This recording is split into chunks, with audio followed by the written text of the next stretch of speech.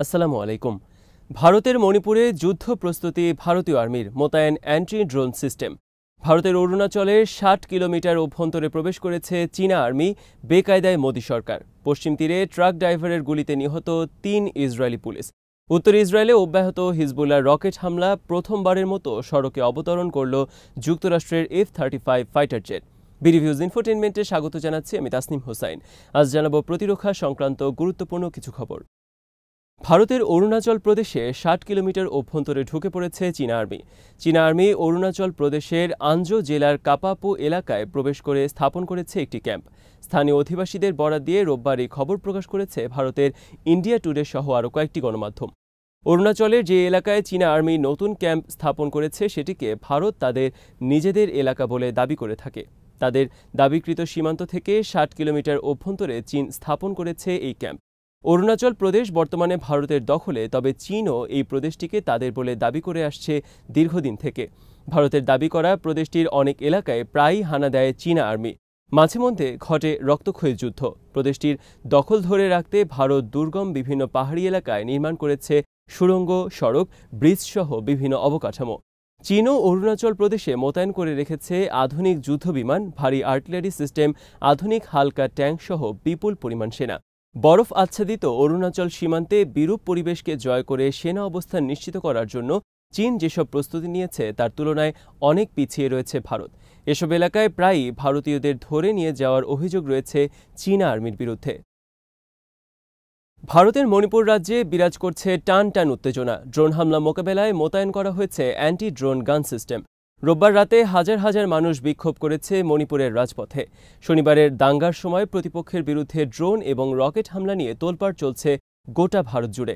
প্রকাশিত ভিডিওতে এবং ছবিতে দেখা গেছে ১ মিটার দীর্ঘ শক্তিশালী রকেট প্রজেক্টাইলের মাধ্যমে হামলার ঘটনা ঘটেছে শনিবারের দাঙ্গায়, যা রীতিমতো যুদ্ধের রূপ নেয়।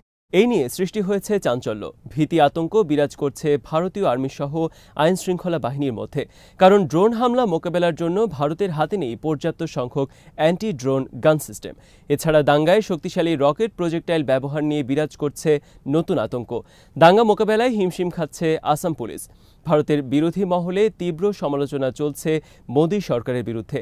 তাদের অভিযোগ, নিজ দেশের সমস্যা উপেক্ষা করে মোদী চিন্তিত ইউক্রেন নিয়ে। মোদী সরকারের একচোখা নীতির কারণেই মণিপুরে সৃষ্টি হয়েছে সাম্প্রদায়িক দাঙ্গা পরিস্থিতি। ভারতের দক্ষিণ পূর্ব অঞ্চলে মিয়ানমার সীমান্তে অবস্থিত মণিপুর রাজ্য। মণিপুরের সংখ্যাগরিষ্ঠ মানুষ হিন্দু এবং তারা মেইতি নামে পরিচিত। হিন্দুদের পরে সেখানে দ্বিতীয় বৃহত্তর সম্প্রদায় খ্রিস্টান এবং তারা কুকি সম্প্রদায় নামে পরিচিত। গত ১ বছরের বেশি সময় ধরে মণিপুর রাজ্যে দাঙ্গা চলছে মেইতি এবং কুকি সম্প্রদায় তথা হিন্দু এবং খ্রিস্টানদের মধ্যে। পিছিয়ে পড়া খ্রিস্টান কুকিদের জন্য বিভিন্ন ক্ষেত্রে রয়েছে কোটা সিস্টেম। গত বছর একই কোটা সিস্টেম বরাদ্দের উদ্যোগ নেওয়া হয় হিন্দুদের জন্য আদালতের আদেশের মাধ্যমে। এরপরই শুরু হয় দুই পক্ষের মধ্যে রক্তক্ষয়ী দাঙ্গা। কুকিরা হিন্দুদের জন্য কোটার বিরোধিতা করে প্রতিবাদ করার পরপরই হিন্দুরা ঝাঁপিয়ে পড়ে তাদের উপর। সর্বশেষ শনিবার দুই সম্প্রদায়ের মধ্যে এই দাঙ্গার ব্যবহার করা হয়েছে ড্রোন এবং শক্তিশালী রকেট।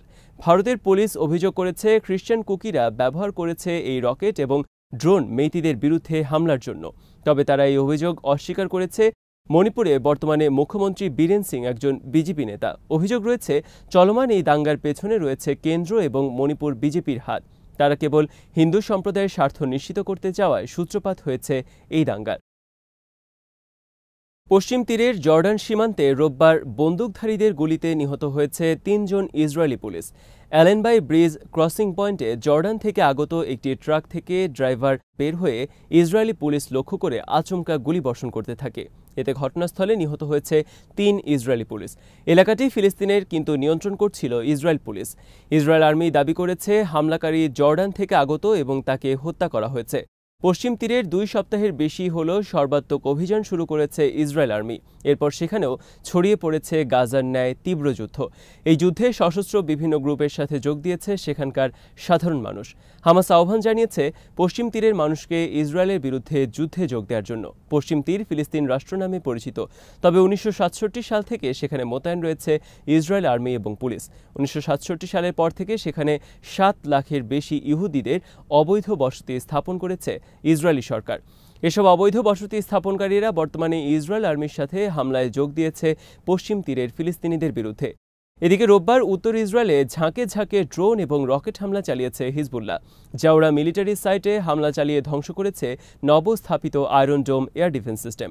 এই হামলায় সেখানে নিহত হয়েছে বেশ কয়েকজন ইসরায়েলি সেনা। এছাড়া সামাকা, কাফরচুবা হিলস সহ আরও কয়েকটি এলাকায় সামরিক স্থাপনায় আঘাত করেছে হিজবুল্লাহর ছোড়া রকেট এবং আত্মঘাতী ড্রোন। টাইমস অফ ইসরায়েলের খবরে বলা হয়েছে, হিজবুল্লাহ উত্তর ইসরায়েলে অর্ধশতাধিক মিসাইল হামলা চালিয়েছে। অনেক রকেট আকাশে প্রতিহত করেছে ইসরায়েল আর্মি। প্রথমবারের মতো সড়কে অবতরণ করল যুক্তরাষ্ট্রের 5th generation fighter jet F-35। ফিনল্যান্ডের একটি মহাসড়কে গত বুধবার অবতরণ করেছে যুক্তরাষ্ট্রের দুটি F-35 স্টেলথ ফাইটার জেট। ফিনল্যান্ডে মহড়ায় অংশ নেওয়ার জন্য ব্রিটেন থেকে ফিনল্যান্ডে পাঠানো হয় কয়েকটি F-35 ফাইটার জেট। ভবিষ্যৎ যুদ্ধে মহাসড়ককে রানওয়ে হিসেবে ব্যবহারের প্রস্তুতির অংশ হিসেবে যুক্তরাষ্ট্রের F-35 অবতরণ করল ফিনল্যান্ডের সড়কে। যুক্তরাষ্ট্রের ডিফেন্স নিউজের খবরে বলা হয়েছে, ভবিষ্যতে চীনের সাথে যুদ্ধে চীনা মিসাইলের আঘাতে লণ্ডভণ্ড হয়ে যেতে পারে জাপান এবং গুয়াম দ্বীপে অবস্থিত যুক্তরাষ্ট্রের সব ঘাঁটি। এই অবস্থায় ওইসব এলাকার বড় বড় হাইওয়ে যেন যুদ্ধবিমান ওঠানামার জন্য ব্যবহার করা যেতে পারে, সেজন্য প্রস্তুতি নিচ্ছে যুক্তরাষ্ট্র। ইউক্রেন যুদ্ধের পর 2023 সালে ফিনল্যান্ড যোগ দেয় ন্যাটোতে। একই সাথে সুইডেনও যোগ দেয় ন্যাটোতে এবং দুটি দেশ এখন যুক্তরাষ্ট্রের নেতৃত্বে বৃদ্ধি করে চলছে সামরিক শক্তি রাশিয়ার বিরুদ্ধে। যুক্তরাষ্ট্রের F-35 বিমানে রয়েছে হেলিকপ্টারের মতো উলম্বভাবে উড্ডয়ন এবং অবতরণের ক্ষমতা। এটি আকাশে হেলিকপ্টারের মতো এক স্থানে ভেসে থাকতেও সক্ষম। সে কারণে এটি কোনো রানওয়ে ছাড়া যে কোনো খোলা স্থানেও অবতরণ করতে পারে হেলিকপ্টারের মতো। ব্যতিক্রমে এই বৈশিষ্ট্য নেই বর্তমানে বিশ্বে অন্য কোনো দেশের যুদ্ধবিমানে। F-35 ফাইটার জেট একটি আধুনিক শক্তিশালী সুপার ফাইটার জেট হলেও বিপুল ব্যয় এবং জটিল পরিচালনা সিস্টেমের কারণে অনেক দেশ অনাগ্রহী এই বিমানের ব্যাপারে। এমনকি যুক্তরাষ্ট্র আর্মিও এই বিমানের পরিবর্তে এখন বেশি আগ্রহী সংস্কারকৃত F-15 super Hornet, F-15 eagle এবং F-16 ফাইটার জেটের ব্যাপারে। আজ এখানেই শেষ করছি। সমরাস্ত্র প্রতিরক্ষা এবং কূটনীতির নানা তথ্য জানতে চোখ রাখুন বিডি ভিউজ ইনফোটেইনমেন্টে। চ্যানেলটি ভালো লাগলে সাবস্ক্রাইব করুন, সংযুক্ত থাকুন আমাদের ফেসবুক পেজে। আল্লাহ হাফেজ।